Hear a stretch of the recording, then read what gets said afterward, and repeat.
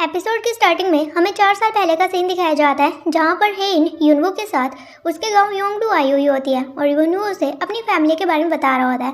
फिर वो उसे अपनी मॉम के स्टोर पर लेकर जाता है। हालांकि वहाँ पर उसकी मॉम नहीं होती।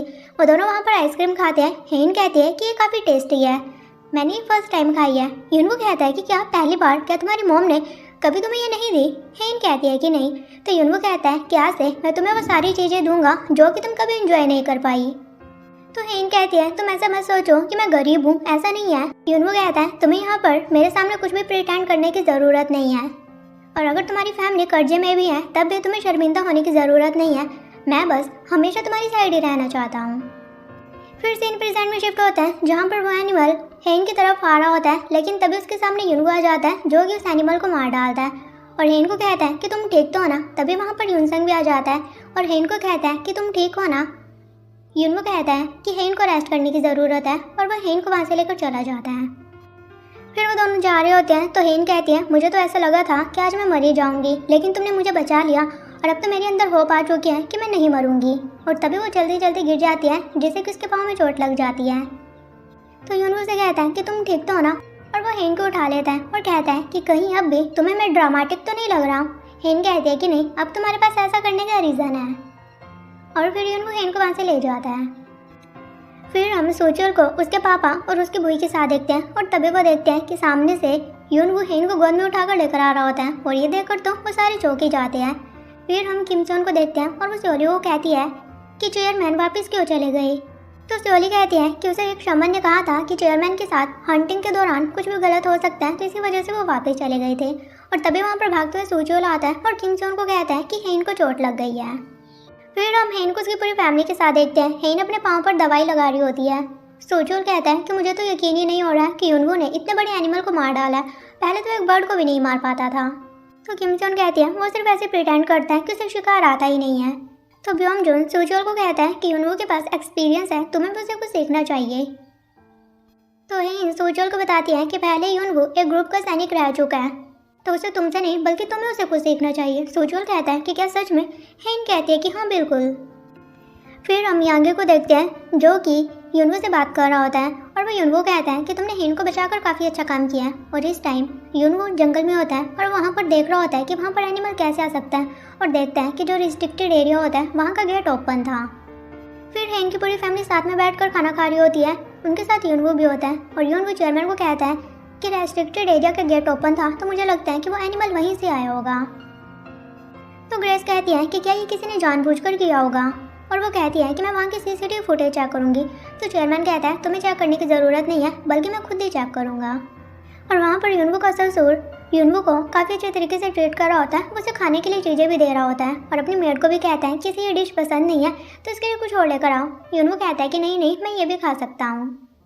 फिर किम सोन युनसंग से उसके बारे में पूछने लगती है। फिर युनसंग उन्हें बताता है कि जब वो 13 साल का था तो यूएस से एक फैमिली ने उन्हें अडॉप्ट कर लिया था, लेकिन उसके अडॉप्टेड पेरेंट्स की डेथ हो चुकी है, तो अब वो बिल्कुल अकेला है। तो किम सोन कहती है तुम्हें अकेला फील करने की ज़रूरत नहीं है, तुम हमें अपने कोरियन फैमिली समझ सकते हो।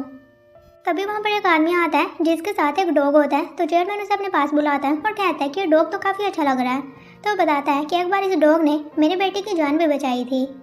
तो चेयरमैन कहता है कि क्या तुम ये डॉग बेचना चाहते हो? वो कहता है कि नहीं, ये डॉग हमारी फैमिली मेम्बर की तरह है, तो मैं इसे नहीं बेचना चाहता। फिर हम युनसंग को देखते हैं जो कि उसी आदमी के पास आता है जिसका वो डॉग होता है और कहता है कि मैं ये डॉग खरीदना चाहता हूँ, इसके बदले मैं तुम्हें 100 मिलियन दूंगा। तो इस पर वो आदमी बिल्कुल चुप हो जाता है। तो युनसंग कहता है जैसे जैसे टाइम बीतेगा ये पैसे कम होते रहेंगे, और वो पैसे कम करते करते 80 मिलियन पर आ जाता है। तो आदमी कहता है कि ठीक है, मैं इसे बेचने के लिए तैयार हूँ, लेकिन आपको मुझे 100 मिलियन देना पड़ेगा। तो युनसंग कहता है कि ठीक है। फिर हम सोचोल को उसकी वाइफ के साथ देखते हैं और वो ड्रिंक कर रहा होता है और वो चोन को कहता है कि मुझे युनसंग के लिए काफ़ी बुरा लग रहा है कि उसकी कोई भी फैमिली नहीं है। तो चोन कहती है लेकिन उसने अपनी लाइफ में बहुत ही ज़्यादा हार्ड वर्क किया है, तो हमें किसी भी बुक को उसके कवर से जज नहीं करना चाहिए। सोचोल कहता है क्या तुम ड्रिंक करना चाहोगी? चोन कहती है कि नहीं। सोचोल कहता है कि हाँ मुझे पता है कि तुम तो ड्रिंक करती ही नहीं हो।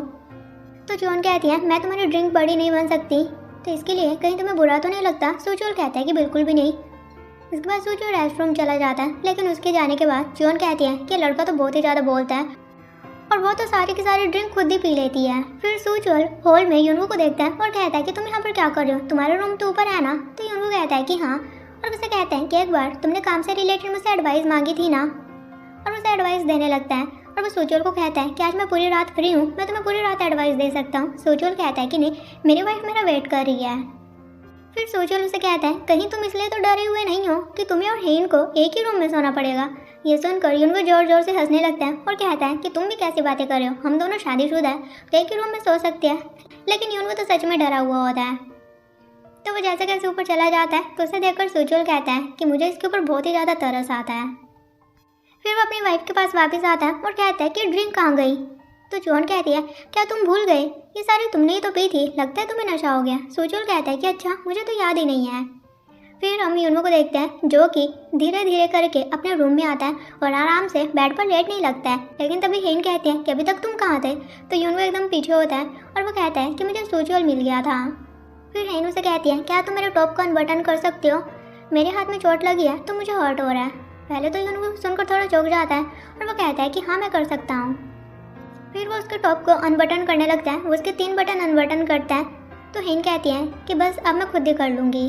और फिर हम देखते हैं कि वो नहा रहा होता है और कह रहा होता है क्या मुझे बाहर जाना चाहिए। वहीं हम हेन को देखते हैं जो कि यूनवो के बारे में सोच रही होती है कि उसने किस तरह से मुझे बचाया और किस तरह से मुझे उठा कर लेकर आया। लेकिन फिर वो खुद को कहती है कि मैं उसके बारे में क्यों सोच रही हूँ, वो इतना भी हैंडसम नहीं है। और तभी यूनवो बाहर आता है और वो शर्टलेस होता है और हेन तो उसे देखकर उसे देखती रह जाती है।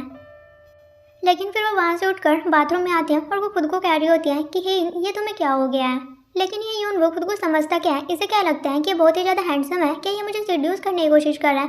और तभी वहाँ पर यूनवो आ जाता है। हेन कहती है तुम यहाँ पर क्या कर रहे हो। तो यूनवो कहता है फ्लोर पर बहुत सारा पानी था तो मैं उसे साफ करने के लिए आया हूँ। तो हेन कहती है इसे करने की ज़रूरत नहीं है। और वो कहती है क्या तुमने अपने बाल नहीं सुखाया, जाकर अपने बाल सुखा लो। तो वो कहता है कि ठीक है। फिर वो दोनों बेड पर होते हैं। हेन उसे कहती है क्या तुम सो गए। यूनवो कहता है कि नहीं, मुझे लगता है कि बेड बहुत ही छोटा है। हेन कहती है क्या तुम भूल गए, कभी हम इससे भी छोटे बेड पर साथ में सोया करते थे। यूनवो कहता है कि क्या सच में। और हमें फ्लैशबैक में दिखाया जाता है कि हेन यूनवो के गाँव आई हुई होती है और वो यूनवो की फोटोज देख रही होती है। तो यूनवो से कहता है कि आज रात के लिए तुम यहीं पर रुक सकती हो, वैसे भी काफ़ी लेट हो गया। हेन कहती है कि ठीक है। उसके बाद वो दोनों साथ में बैठकर मून देखते हैं और फिर एक ही बेड पर सोते हैं और दोनों ने साथ में कडल किया हुआ था। और वहीं प्रेजेंट में हेन यूनवो को ये बता रही होती है। यूनवो कहता है मैं तो ये भूल ही गया था। हेन कहती है उस टाइम तो हमने कडल भी किया था। यूनवो कहता है क्या सच में। हेन कहती है वैसे क्या तुम अब कडल करना चाहते हो। ये सुनकर यूनवो चौंक ही जाता है और वो हेन की तरफ देखता है। हेन कहती है मैं सिर्फ मजाक कर रही हूँ, तुम्हें डरने की ज़रूरत नहीं है। और फिर वो दोनों अपोजिट साइड को फेस करते हुए सो जाते हैं। फिर नेक्स्ट डे यूनसंग उसे डॉग को देखने के लिए आता है और देखता है कि वहाँ पर वही आदमी होता है और उसे कहता है कि तुम यहाँ पर क्या कर रहे हो। तो आदमी यूनसंग को कहता है कि कल रात मेरा दिमाग ख़राब हो गया था, लेकिन ये डॉग हमारी फैमिली की तरह है, मैं इसे बेचना नहीं चाहता, तो तुम अपने पैसे वापस ले लो। तो यूनसंग कहता है क्या तुम्हें गिल्ट हो रहा है। तो यूनसंग कहता है लेकिन मैंने इसे ऑलरेडी किसी को गिफ्ट कर दिया है, और क्या अब तुम्हें गिल्ट हो रहा है कि तुम्हें इसे बेचना नहीं चाहिए था। अगर ऐसा है तो फिर मुझे इसे मार ही देना चाहिए। और वो डॉग को शूट करता है लेकिन उसमें गन नहीं होती। और तभी वहाँ पर यूनवो आ जाता है और यूनसंग को कहता है तुम ये क्या कर रहे थे। यूनसंग कहता है मैं तो सिर्फ मजाक कर रहा हूँ। तो यूनवो कहता है तुम्हें इस तरह के घटिया मजाक नहीं करने चाहिए। और यूनवो उस आदमी को उसका डॉग दे देता है। तो यूनवो कहता है वैसे डॉग को मारना कोई बड़ी बात नहीं है। ये बोलकर वहाँ से चला जाता है और वह कपल भी उसकी बात सुन लेता है। फिर हम उसे कपल को साथ में देखते हैं और वह आदमी अपनी वाइफ को कह रहा होता है कि क्या तुम्हें याद है कि बहुत टाइम पहले एक लड़के ने एक डॉग को मार दिया था, जो कि हमें दिखाया भी जाता है। और पुलिस ने जब उस लड़के से पूछा था कि तुम किसी के प्रीशियस डॉग को कैसे मार सकते हो, तो वो लड़का कहता है कि डॉग्स को मारना कोई बड़ी बात नहीं है, एंड प्रीशियस डॉग और नॉर्मल डॉग में क्या ही फ़र्क है। और वहीं प्रेजेंट में वो आदमी कह रहा होता है कि उस लड़के ने भी बिल्कुल वैसा ही कहा था जैसा कि आज यूनसंग ने कहा है। फिर हम यूनसंग उसके घर पर देखते हैं और वो हेन को कॉल करके कहता है कि मैंने हरमन के साथ तुम्हारी मीटिंग फिक्स करवाई है। ये सुनकर हेन काफ़ी खुश होती है और कहती है कि मैं उसे डिसअपॉइंट नहीं करूँगी। उसके बाद हेन कुछ मेल्स चेक कर रही होती है जो कि डॉक्टर्स ने उसने भेजी थी, और डॉक्टर्स ने उसमें उसे बताया होता है कि हमें माफ़ कर दो, हम आपकी बीमारी को ठीक नहीं कर सकते। ये देखकर हेन कहने लगती है कि अभी बहुत सारी लिमिटेड एडिशन है जो कि मैंने पहने भी नहीं है, अभी तो बहुत सारी आइलैंड है जो कि मुझे घूमने हैं। और फिर वो यूनवो को सोता हुआ देखती है और वो कहती है इतनी जल्दी मैं नहीं मर सकती, अभी तो मुझे बहुत कुछ देखना है। फिर हम चेयरमैन और उसकी फैमिली को देखते हैं जो कि उसी फॉरेस्ट की सीसीटीवी फुटेज चेक कर रहे होते हैं और वो देखते हैं कि वहाँ पर ब्योम सेओक आता है और ब्योम सेओक चेयरमैन का ही सेकंड चाइल्ड होता है और चेयरमैन ब्योमजून को कहता है कि ये तुम्हारे भाई ने किया है, लेकिन सोली कहती है कि मुझे नहीं लगता कि ब्योम सेओक ऐसा कर सकता है। तो चेयरमैन कहता है कि अभी मैं घर जा रहा हूँ। फिर हम हेन को देखते हैं जो कि कंपनी आती है और वो वहाँ पर यूनवो काम करते हुए देखती है और उसे देखकर वो तो उसे देखती रह जाती है। फिर वो ना से पूछती है कि क्या शादी के 3 साल बाद भी अपने हस्बैंड को देखकर उसका दिल धड़क सकता है। ना कहती है कि मैं कुछ समझी नहीं। हेन कहती है कि मेरी एक फ्रेंड है, उसके साथ कुछ आजकल ऐसा ही हो रहा है। अपने हस्बैंड को देखकर उसे देखती रह जाती है, शायद इसलिए क्योंकि वो हैंडसम है। उसका मन उसे हक करने का करता है और कभी कभी उसे उसके ऊपर तरस भी आता है कि वो किस तरह की फैमिली में फंस चुका है। तो ना कहती है मुझे तो लगता है कि आपकी फ्रेंड बीमार है, उसे कहिए कि जाकर डॉक्टर को दिखवाए। हेन कहती है तुमने बिल्कुल ठीक कहा।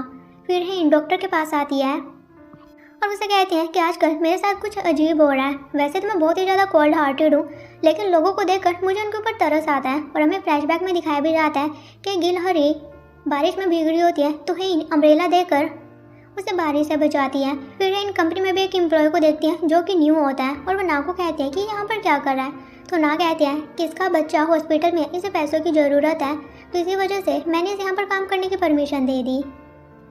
तो हेन कहती है कि ठीक है कोई बात नहीं, लेकिन यहाँ पर सिर्फ तब तक रहेगा जब तक कि इसका बच्चा हॉस्पिटल में है। फिर रेस्टोरेंट में हेन की एम्प्लॉयज़ आपस में बातें कर रही होती है। एक लड़की रो रही होती है कि मेरी मॉम बहुत ही ज़्यादा बीमार है, मेरे पास उसका इलाज करवाने का पैसा भी नहीं है। तो दूसरी लड़की उसे संभालती है। उसके जाने के बाद हेन बाहर आती है तो हेन खुद भी रोने लगती है और कहती है कि आखिर सब लोग बीमार क्यों हैं। और वो ये सब कुछ डॉक्टर को बता रही होती है और कहती है यहाँ तक कि अपने हस्बैंड को देखकर मेरा दिल धड़क रहा है, मुझे तो लगता है कि मेरा ब्रेन ढंग से फंक्शन ही नहीं कर रहा है। तो डॉक्टर कहता है कि ऐसा कुछ भी नहीं है। तो हेन कहती है कि शायद ये इसलिए है क्योंकि मैं मरने वाली हूँ और मरने के साथ साथ मेरा नेचर भी चेंज हो रहा है। और वो डॉक्टर को कहती है मुझे तो लगता है कि आप इतने स्किल्ड हो ही नहीं कि मुझे बचा पाओ, लेकिन मुझे लगता है कि मेरे साथ एक मिरेकल जरूर होगा जो कि मुझे बचा लेगा, तो आप उस मिरेकल का वेट करना। ये बोलकर हेन वहाँ से चली जाती है। फिर हम यूनवो और ब्योमजून को देखते हैं जो कि ब्योमसोक से मिलने के लिए आते हैं और ब्योमजून ब्योमसोक को कहता है कि आखिर तुमने जंगल में क्या किया था, तुम वहाँ पर क्या करने के लिए आए, क्या तुम्हें पता भी है तुम्हारी वजह से मेरी बेटी मरते मरते बची है। तो ब्योमसोक कहता है हाँ मैं वहाँ पर गया तो ज़रूर था, लेकिन पापा से मिलने के लिए, और वैसे भी वो हमारी फैमिली का हंटिंग डे होता है तो मेरा वहाँ पर जाना गलत नहीं था।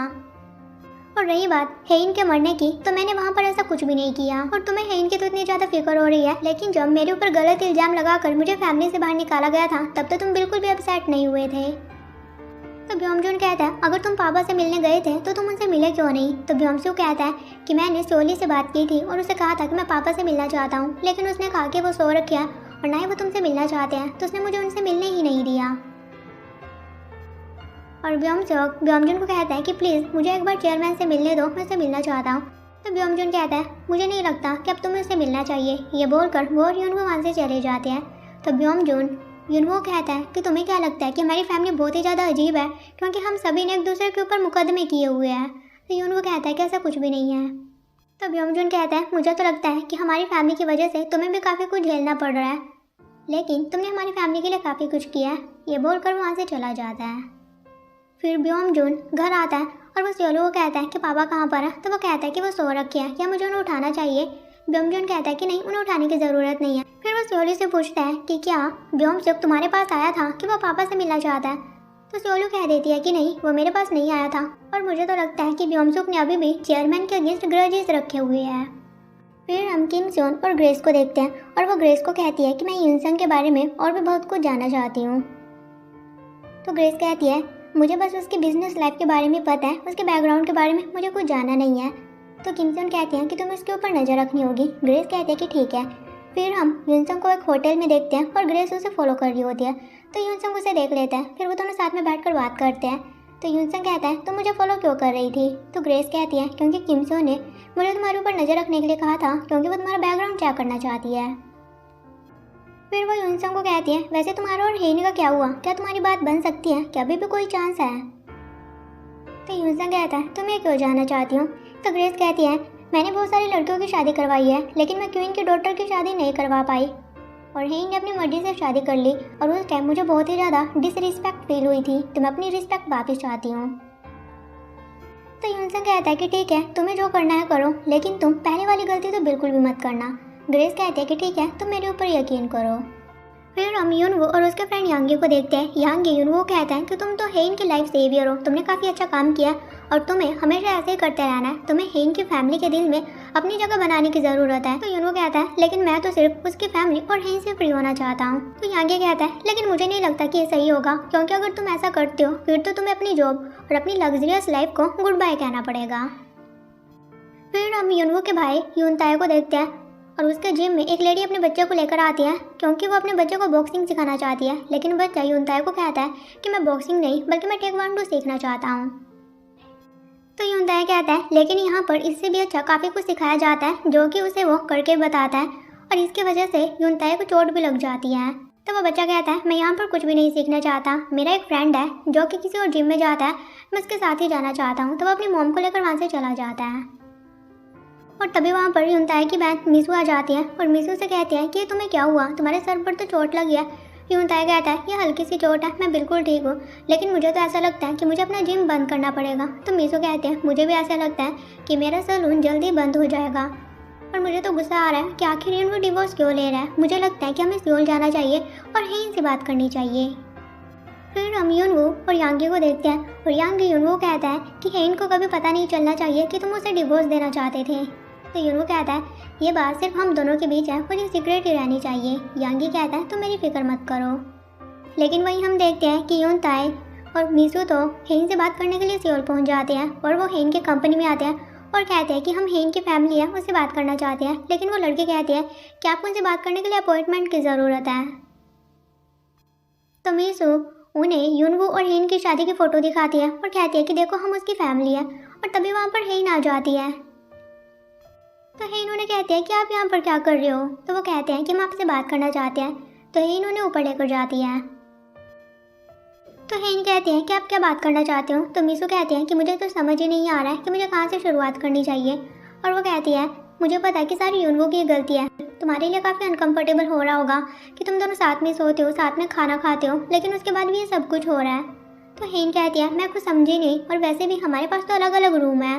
मिसू उसे बताने ही लगती है, लेकिन तभी वहाँ पर सेक्रेटरी ना आ जाती है और कहती है कि आपके हरमन के साथ मीटिंग का टाइम हो गया। तो हेन उन्हें कहती है ये मीटिंग मेरे लिए काफ़ी इंपॉर्टेंट है, तो मुझे अभी जाना पड़ेगा। उसके बाद हम उन सभी को लिफ्ट में देखते हैं और हेन उन्हें कहती है कि मैं आपसे बाद में बात करूँगी। फिर यूनताए हेन को कहता है कि तुमने योंगडू विलेज में जो बिल्डिंग खरीदी हुई है तुम उसकी बिल्कुल भी टेंशन मत लेना, मैं वहाँ पर रोज सफाई करता हूँ। तो हेन कहते हैं कि क्या मैंने वहाँ पर बिल्डिंग भी खरीदी हुई है। और वो सेक्रेटरी ना से पूछती है तो ना कहती है कि हाँ आपने वहाँ पर खरीदी हुई है। तो हेन कहती है अच्छा तो मैं भूल गई होंगी। फिर हम हेन और सेक्रेटरी ना को गाड़ी में देखते हैं और सेक्रेटरी ना कहती है कि आपके इन लोग यहाँ पर क्या कर रहे हैं। तो हेन कहते हैं मुझे भी नहीं पता कि वो मुझसे क्या बात करना चाहते हैं। फिर हम हेन को देखते हैं जो कि मीटिंग के लिए आती है, लेकिन देखते हैं कि वहाँ पर मिस्टर हरमन तो होता ही नहीं है। तो वो यूनसंग से पूछती है तो यूनसंग उसे बताता है कि मिस्टर हरमन के ग्रैंड डॉटर को चोट लग गई थी तो उसे देखने के लिए चला गया। फिर हम यूनवो को देखते हैं और एम्प्लॉय से बताता है कि ना ने मुझे आपको बताने के लिए कहा है कि आज हेन की हरमन और यूनसंग के साथ मीटिंग है, तो शायद आज वो घर आने के लिए लेट हो सकती है। और वो उसे यह भी बताता है कि यहाँ पर आपके सिबलिंग्स आए थे। फिर हम यूनताए और मिसू को देखते हैं। मिसू कह रही होती है कि हम उसे बता तो नहीं पाए, लेकिन मैं उसे टेक्स्ट कर देती हूँ और वो हेन को मैसेज कर देती है कि प्लीज़ हमारे लिए तुम यूनवो से डिवोर्स मत लो। और तभी उसके पास यूनवो कॉल आ जाती है और यूनवो से कहता है कि हम डिवोर्स नहीं ले रहे हैं। और यह सुनकर यूनसोल काफ़ी चौंक जाती है और वह यूनताए को कहती है कि यूनवो डिवोर्स नहीं ले रहा और उसने तो हेन को इसके बारे में बताया भी नहीं है, मतलब कि हमने बहुत बड़ी गलती कर दी है। वहीं यूनवो घर जाता है और देखता है कि अभी तक हेन घर नहीं आई है और उसे कॉल करता है, लेकिन यूनसंग हेन का फ़ोन देखता है और उसे स्विच ऑफ कर देता है। तभी वहाँ पर हेन आती है और यूनवो से कहता है कि मैं तुम्हारे हस्बैंड के बारे में जानना चाहता हूँ कि वो किस तरह की इंसान है। हेन कहती है मुझे लगता है कि तुम उसके बारे में कुछ गलत कहना चाहते हो, लेकिन मैं तुम्हें बता दूँ कि यूनवो बहुत ही अच्छा इंसान है और उसने मुझे बचाने के लिए अपनी जान की बिल्कुल भी परवाह नहीं की। तो यूनसंग कहता है लेकिन जब वो तुम्हें बचा रहा था वो बहुत ही ज़्यादा हेजिटेट फील कर रहा था। तो हेन कहती है यही तो तुम दोनों में फ़र्क है, उस टाइम यूनवो सिर्फ मुझे देख रहा था और तुम यूनवो को देख रहे थे। यूनसंग कहता है तुम्हें क्या लगता है, क्या सच में यूनवो तुमसे प्यार करता है। हेन कहती है कि हाँ बिल्कुल, और वैसे भी प्यार का मतलब एक दूसरे के साथ लवी डवी होना नहीं होता, बल्कि प्यार का मतलब होता है कि बुरे टाइम में एक दूसरे के साथ हमेशा खड़े रहना, और यूनवो बुरे टाइम में हमेशा मेरे साथ खड़ा रहा है। तो यूनसंग कहता है लेकिन ये बोलते हुए मुझे तुम कॉन्फिडेंट नहीं लग रही हो। वही हम यूनवू को देखते हैं जो कि हेन का वेट कर रहा होता है और तभी वहाँ पर यूनसंग यूनवू को लेकर आता है। यूनवू कहता है तुम यहाँ पर क्या कर रहे हो। यूनसंग कहता है वो हेन ने थोड़ी ड्रिंक कर ली थी। तो यूनवू हेन को देखता है और वो यूनसंग के ऊपर गुस्सा करने लगता है और कहता है कि हेन नॉर्मली ड्रिंक नहीं करती, आखिर तुमने उसे इतनी ड्रिंक क्यों करने दी। फिर वो उसे गाड़ी से बाहर निकालता है और यूनसंग हेन को कहता है कि अब हम कल मिलते हैं। यूनवू कहता है तुम कल क्यों मिलोगे, वैसे भी आज तुम्हारी हरमन के साथ मीटिंग थी। तो वो कहता है लेकिन आज वो नहीं आया था तो हमें कल मिलना पड़ेगा। तो हेन उसे कहती है तुम सेफली घर जाओ। तो यूनसंग वहाँ से चला जाता है। फिर यूनवू हेन को कहता है तुमने इतनी ड्रिंक क्यों करी।